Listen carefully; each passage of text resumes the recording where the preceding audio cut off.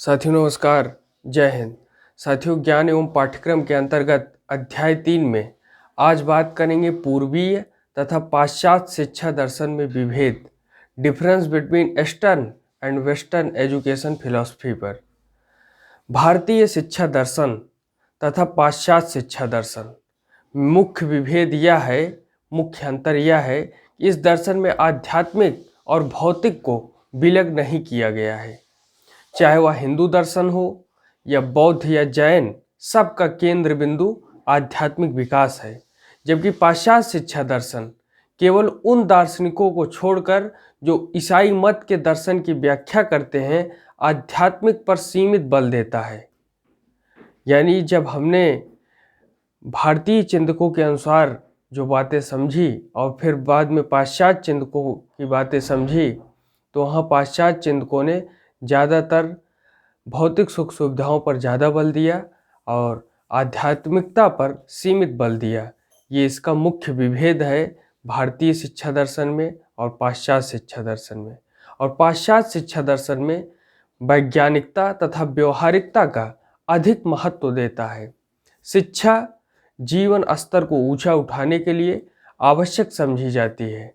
जीवन स्तर भौतिक संपन्नता के दृष्टिकोण से ही वर्णन किया जाता है। प्रयोजनवाद तथा अस्तित्ववाद का पाश्चात्य शिक्षा दर्शन पर बहुत बड़ा प्रभाव पड़ा है, प्रयोजनवाद का और अस्तित्ववाद का।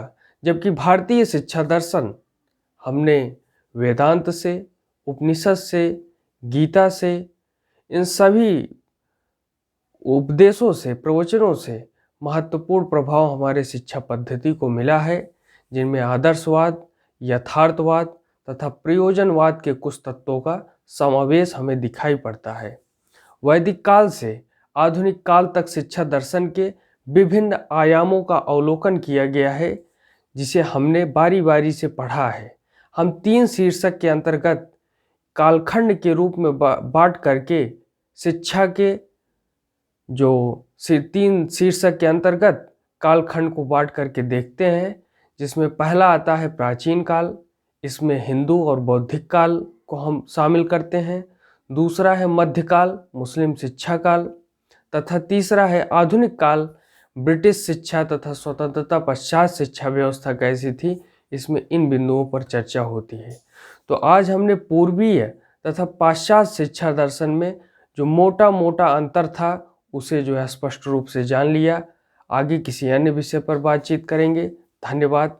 जय हिंद।